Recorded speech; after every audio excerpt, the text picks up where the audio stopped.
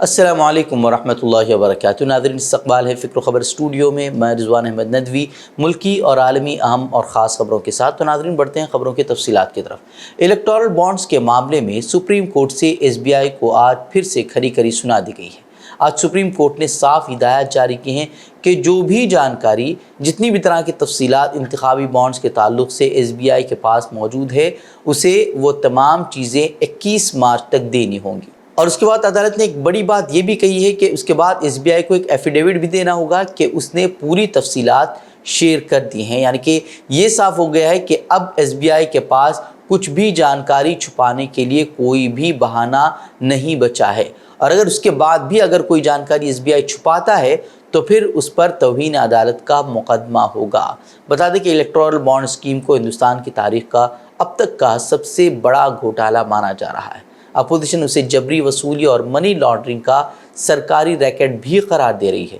और जो इंकिशाफात अब तक हुए हैं उसके मुताबिक कई कंपनियां ऐसी हैं जिन्होंने रिश्वत के तौर पर बॉन्ड ख़रीदा है, यानी कि बड़े प्रोजेक्ट के लिए इंतखाबी बॉन्ड ख़रीदे गए हैं। कुछ कंपनियों ने जांच एजेंसियों के रेड के बाद बॉन्ड ख़रीदे थे और लगातार खुलासे होते जा रहे हैं। और अब जब मज़ीद जानकारी SBI की तरफ से बाहर आएगी तो फिर बड़ा खेल सामने आ सकता है और उसका असर इलेक्शन पर भी पड़ सकता है। बहरहाल आपको बता दें कि 2024 तक ज़ाफ़रानी पार्टी को इलेक्टोरल बॉन्ड्स की शक्ल में 8,250 करोड़ रुपए का चंदा मिल चुका है।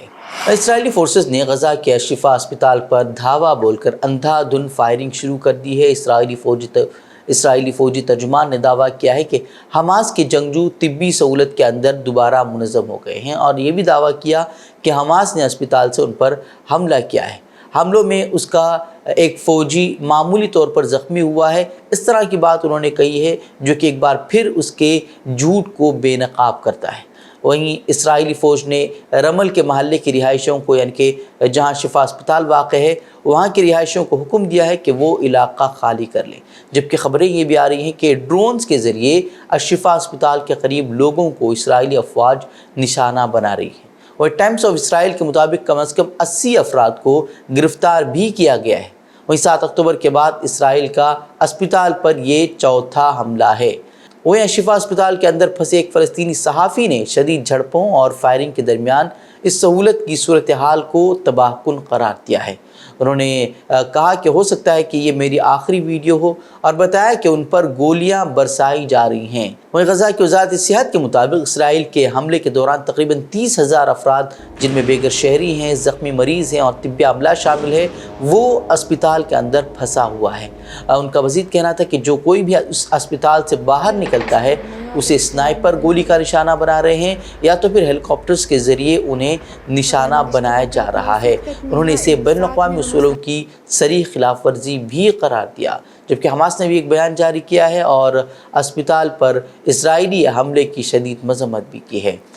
और एक तरफ हज़ारों फ़लस्तीनियों को बेदर्दी से कत्ल कर दिया जा रहा है, लेकिन उसके बावजूद जो है इसराइल धड़ल्ले से झूठ भी बोल रहा है। इसराइली वज़ीर-ए-आज़म बेंजामिन नेतन्याहू ने हकीकत के बरखिलाफ दावा किया है कि उनकी फ़ौज के हाथों अब तक का सबसे कम जानी नुकसान हुआ है। इसराइली वज़ीर-ए-आज़म ने जर्मन चांसलर ओलाफ शोल्ज़ के साथ एक मुश्तरका प्रेस कॉन्फ्रेंस में दावा किया कि उनके मुल्क की फ़ौज ने जदीद दौर में किसी भी दूसरी फ़ौज के मुकाबले आम शहरियों की हलाकतों को कम करने के लिए ज़्यादा काम किया है और ये कि इसराइल ज़मीन, समंदर और फ़ज़ाई रास्ते से इमदाद बढ़ाने के लिए गैर मामूली कोशिशें कर रहा है। क्या कुछ हो रहा है वो सबकी निगाहों के सामने है, लेकिन इस तरह की झूठ जो है वो खुलेआम बोले जा रहे हैं और ये आलमी ममालिक के रहनुमा उसे आँखें बंद करके सुन रहे हैं। और आपको मालूम होना चाहिए कि इसराइल की तरफ से गज़ा की पट्टी में 31,000 से ज़ायद फ़लस्तीनियों को शहीद कर दिया गया है, जिनमें ज़्यादातर ख़वातीन और बच्चे हैं। नेतन्याहू ने यह भी कहा कि हमास को ख़त्म करना होगा और वो आबादी को मुंतकिल करने के बाद रफ़ा पर ज़मीनी हमले के साथ आगे बढ़ेंगे। जबकि जर्मन चांसलर ने रफ़ा पर ज़मीनी हमलों से बाज़ रहने को कहा है, लेकिन आलमी ममालिक के रहनुमा बयानात से आगे एक कदम नहीं उठा रहे हैं। वहीं मिस्र के सदर ने अब बयान दिया है कि उनका मुल्क गज़ा से फ़लस्तीनियों को जबरी नकल मकानी की इजाज़त नहीं देगा। और इन ख़यालात का इज़हार उन्होंने यूरोपीय कमीशन के सरबराह से मुलाकात के दौरान किया है। वहीं मिस्र की वज़ारत ख़ारिजा ने बैनुल-अक़वामी ताकतों और सलामती कौंसिल से मुतालबा किया है कि वो गज़ा में फ़ौरी जंगबंदी की हिमायत करें और इसराइल को रफ़ा शहर में किसी भी फ़ौजी कार्रवाई से रोकें। गुजरात यूनिवर्सिटी में शनिचर की रात भगवा शरपसंदों ने घुसकर गैर मुल्की मुस्लिम तलबा को ज़दोकोब किया था, जो कि यूनिवर्सिटी इंतज़ामिया से बाकायदा इजाज़त लेकर नमाज तरावी बाजमात अदा कर रहे थे। तो इसी दौरान उन पर हमला किया गया और बताया जा रहा है कि पुलिस वहाँ खड़ी थी और खामोश तमाशाई बनी हुई थी, लेकिन पुलिस पर एक्शन न लेने का भी जो है इल्ज़ाम आयद किया जा रहा है और वीडियो भी उसकी तस्दीक करती है कि किस तरीके से पुलिस वहाँ तमाशाई बनी हुई थी और सब कुछ देख रही थी। अब जब मामला बड़ा है तो पुलिस ने 20 से 25 शरपसंदों के खिलाफ FIR दर्ज की है, जबकि जांच के लिए 9 टीमें बनाई गई हैं। 2 मुलजिमीन को गिरफ्तार करने की भी खबरें सामने आ रही हैं। वहीं वज़ारत ख़ारजा ने भी शरपसंद अनासिर के खिलाफ सख्त कार्रवाई की यकीन दहानी कराई है और कहा है कि वो गुजरात हुकूमत के साथ राब्ते में है। दरअसल ये वाक़या शनिचर की रात देर गए उस वक्त पेश आया जब तलबा अहमदाबाद गुजरात यूनिवर्सिटी के हॉस्टल में रमज़ान के दौरान नमाज तरावी अदा कर रहे थे, जिस दौरान हिंदुत्व शिद्दत पसंदों की एक भीड़ ने गैर मुल्की तलबा पर हमला किया, उन पर पथराव किया, लाठियों पर से उनके पर हमला किया गया, उनकी बाइक्स और दूसरे सामान भी जो है उनके साथ तोड़ फोड़ की गई। वहीं इस वाक़े ने हिंदुस्तान में बढ़ते इस्लामोफोबिया के रुझान को भी उजागर किया है और दुनिया भर में हिंदुस्तान की बदनामी का भी बाइस बना है। अब चूँकि तलबा मुस्लिम थे तो देखना होगा कि कोई कार्रवाई होती है या फिर दिन गुजरने के साथ ही ये मामला भी जो है वो ठंडे बस्ते में डाल दिया जाता है, जैसा कि हमने बारहा दूसरे मामलात में देखा है। मुंबई के तारीखी शिवाजी पार्क में राहुल गांधी की भारत जोड़ो न्याय यात्रा के अख्तिताम के दूसरे दिन इतवार को अपोजिशन इत्तेहाद इंडिया ने अपनी ताकत का मुजाहरा करते हुए मुल्क से नफरत के खात्मे और दिल्ली में अगली हुकूमत बनाने का आज़म किया। इस मौके पर शिवसेना सरबराह उद्धव ठाकरे ने अब की बार बीजेपी तड़ीपार का नारा दिया, जबकि राहुल गांधी ने वज़ीर आज़म मोदी को ललकारते हुए कहा कि उनका सीना 56 इंच का नहीं है बल्कि वो खोखली शख्सियत के हामिल है। राजा की आत्मा ईवीएम में है, हिंदुस्तान की हर संस्था में है, ईडी में है, सीबीआई में है, इनकम टैक्स डिपार्टमेंट में है। क्या आप सोचते हो शिवसेना के लोग, एनसी के लोग ऐसे ही चले गए? नहीं, जिस शक्ति के मैं बात कर रहा हूं उन्होंने उनका गला पकड़कर उनको बीजेपी की ओर किया है। नरेंद्र मोदी भाइयों और बहनों सिर्फ मास्क है, मुखौटा है। जैसे ये बॉलीवुड के एक्टर हैं उनको रोल दिया गया है कि भैया आज सुबह आपको ये करना है, कल आपको ये बोलना है, परसों आप ये करोगे, सुबह उठ के समुद्र के नीचे जाओ, चलो सी प्लेन में उड़ो। 56 इंच की छाती नहीं है, खोखला व्यक्ति है। वहीं तेजस्वी यादव ने मुल्क से नफरत के खात्मे का आज़म करते हुए कहा कि इंडिया ज़ाती तौर पर मोदी का मुखालिफ नहीं है बल्कि नफरत की मुखालफत करता है। जहां पूरी ताकतें लगाई गई हों, डराया जा रहा हो, लोगों को लालच दिया जा रहा हो, लेकिन हम सब लोग मिल करके इस देश के संविधान और लोकतंत्र, भाईचारा और जो इस देश की खूबसूरती, डाइवर्सिटी है, उसको बचाने के लिए एकजुट हुए हैं। कोई मोदी जी को हराने के लिए नहीं, उस सोच को हराने के लिए जो देश को बांटना चाहती है, उसके लिए हम लोग एक हुए। हमारी लड़ाई व्यक्तिगत मोदी जी से, अमित शाह जी से नहीं है। हम लोग तो हमेशा से उन विचारधारा के लोगों से लड़ाई लड़ने का काम किए हैं जिन्होंने हमेशा से, जिनका आजादी में कोई योगदान ना रहा हो।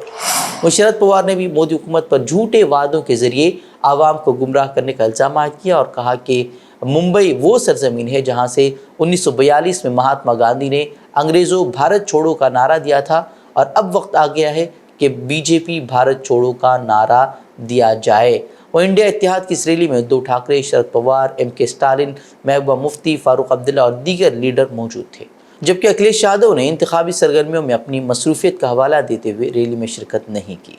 और इंडिया इत्तेहाद के सभी लीडरों ने पार्लिमानी इलेक्शन का बिगुल बजाते हुए मुल्क को आमिरियत से बचाने और बीजेपी को इक़्तिदार से हटाने के लिए मुत्तहिद रहने का भी आज़म ज़ाहिर किया है। दुनिया भर में एक तरफ इस्लामोफोबिया का असर नज़र आ रहा है, मुसलमानों के ख़िलाफ़ नफ़रत फैलाई जा रही है और इस्लाम पर तनकीदें की जा रही हैं, तो वहीं दूसरी जानिब इस्लाम को बतौर बेहतरीन मज़हब कबूल करने वालों की तादाद में आए दिन इजाफ़ा हो रहा है। बड़े बड़े तालीम याफ्ता और साइंसदान इस्लाम की हक़ानियत का न सिर्फ एतराफ़ कर रहे हैं बल्कि हल्क़े इस्लाम में दाखिल भी हो रहे हैं تازہ واقعہ بین الاقوامی شہرت یافتہ امریکی سائنسدان پروفیسر ہنری کا اسلام کے دائرے میں داخل ہونے کا ہے۔ بین الاقوامی شہرت یافتہ امریکی سائنسدان پروفیسر ہنری نے اسلام قبول کر لیا ہے۔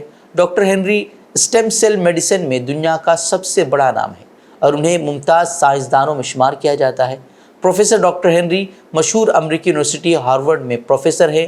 وہ موروثی نابیناپن کے علاج کے لیے اسٹیم سیل دوا کے موجد بھی ہیں، جسے حال ہی میں امریکی فوڈ اینڈ ڈرگ ایڈمنسٹریشن سے تیسرے اور آخری مرحلے میں جانچ کے لیے منظور کر لیا گیا ہے۔ بتا دیں کہ غزہ میں اسرائیلی ظلم و بربریت کو دیکھ کر حالیہ دنوں میں مغربی دنیا کی متعدد مشہور شخصیات نے اسلام قبول کیا ہے اور یہ تعداد روز وہ بڑھتی جا رہی ہے۔ دہلی کے راؤز ایونیو کورٹ نے تہاڑ جیل کے متعلقہ سپرنٹنڈنٹ کو ہدایت دی ہے کہ وہ عام آدمی پارٹی کے رہنما سنجے سنگھ کو 19 مارچ 2024 کو پارلیمنٹ میں راجیہ سبھا رکن کی حیثیت سے حلف لینے کے لیے مناسب سیکیورٹی کے تحت لے جانے کو یقینی بنائیں۔ سنجے سنگھ اس وقت عدالتی حراست میں ہیں اور انہیں انفورسمنٹ ڈائریکٹریٹ نے دہلی ایکسائز پالیسی سے منسلک منی لانڈرنگ کیس میں گرفتار کیا تھا، جو کہ اب ختم ہو گئی۔ وہیں خصوصی جج ایم کے ناگپال نے 16 مارچ 2024 کو دیے گئے ایک حکم میں کہا کہ پارلیمنٹ لے جانے کے دوران ملزم سنجے سنگھ کو موبائل فون استعمال کرنے، کسی دوسرے ملزم اور اس کیس کے مشتبہ گواہ کے ساتھ بات چیت کرنے کی اجازت نہیں ہوگی، اور سنجے سنگھ کو پریس سے خطاب کرنے یا کوئی عوامی میٹنگ کرنے کی بھی اجازت نہیں ہوگی۔ عدالت نے کہا کہ تاہم انہیں اس دورے کے دوران اپنے وکیل کے ساتھ ساتھ اپنے خاندان کے افراد سے ملنے کی اجازت دی جا سکتی ہے۔ اقوام متحدہ کے بچوں کے کام کرنے والی ایجنسی یونیسیف کا کہنا ہے کہ اسرائیل 7 اکتوبر سے غزہ میں 13,000 سے زائد بچوں کو ہلاک کر چکا ہے، جبکہ دیگر شدید غذائی قلت کا شکار ہیں۔ یونیسیف کے مطابق زندہ بچ جانے والے بچے اتنے کمزور ہو چکے ہیں کہ ان میں رونے کی توانائی بھی باقی نہیں رہ گئی ہے۔ یونیسیف کے ایگزیکٹو ڈائریکٹر نے اتوار کو C B S news network کو بتایا کہ ہزاروں بچے یا تو زخمی ہیں یا وہ کہاں ہیں کہا نہیں جا سکتا، وہ ملبے کے نیچے بھی دبے ہو سکتے ہیں۔ انہوں نے مزید کہا کہ ہم نے دنیا میں کسی تنازع میں بچوں کے ہلاکتوں کی اتنی شرح نہیں دیکھی جو ہم غزہ میں دیکھ رہے ہیں۔ کیتھرین نے کہا کہ وہ بچوں کے وارڈ میں بھی گئی جہاں شدید خون کی کمی کا شکار بچے موجود تھے۔ پورا وارڈ بالکل خاموش تھا کیونکہ بچے رونے کی طاقت بھی نہیں رکھتے تھے۔ دوسری جانب اقوام متحدہ کی ریلیف اینڈ ورکس ایجنسی برائے فلسطینی پناہ گزین اونروا کے مطابق شمالی غزہ میں 2 سال سے کم عمر کے 3 میں سے ایک بچہ اس وقت شدید غذائی قلت کا شکار ہے۔ اونروا نے خبردار کیا ہے کہ 5 مہینوں سے زائد عرصے سے جاری اسرائیلی جارحیت کا سامنا کر رہا محصول علاقہ قحط کا سامنا کر رہا ہے۔ روسی صدر ولادیمیر پوتن نے ایک بار پھر انتخابات میں کامیابی حاصل کر کے روس کی تاریخ میں سب سے زیادہ عرصہ حکمران بننے کا پرانا ریکارڈ توڑ دیا ہے۔ حالانکہ انتخابی نتائج کو کئی ممالک نے تسلیم کرنے سے انکار کیا ہے، جن میں امریکہ، یوکرین، جرمنی، برطانیہ، پولینڈ جیسے ممالک شامل ہیں۔ ان کا کہنا ہے کہ پوتن نے جس طریقے سے سیاسی مخالفین کو جیلوں میں ڈال رکھا ہے، اس سے آزادانہ یا منصفانہ انتخابات کا آپ تصور ہی کر سکتے ہیں۔ وہ انتخابات میں اپنی جیت کے بعد پوتن نے نیٹو اور مغربی ممالک کو ایک اور جنگ عظیم سے خبردار کرتے ہوئے کہا کہ یوکرین میں مغربی فوج کی موجودگی دنیا کو تیسرے جنگ عظیم میں دھکیل سکتی ہے۔ اپنے الیکشن ہیڈ کوارٹرز میں 5ویں مرتبہ ملک کا صدر منتخب ہونے کے بعد صحافیوں سے گفتگو کرتے ہوئے روسی صدر نے کہا کہ میری جیت روس کو مضبوط بنا دے گی۔ روس کو سوچنے کی ضرورت ہے کہ یوکرین میں امن کے لیے کس سے بات کی جا سکتی ہے۔ تو ناظرین، یہ خبریں مزید خبروں کے لیے آپ ہمارے ویب سائٹ www.fikrokhabar.com کی طرف رخ کر سکتے ہیں۔ ویڈیوز کے لیے ہمارے یوٹیوب چینل کو سبسکرائب کریں۔ تو ناظرین، اجازت دیں، السلام علیکم ورحمۃ اللہ وبرکاتہ۔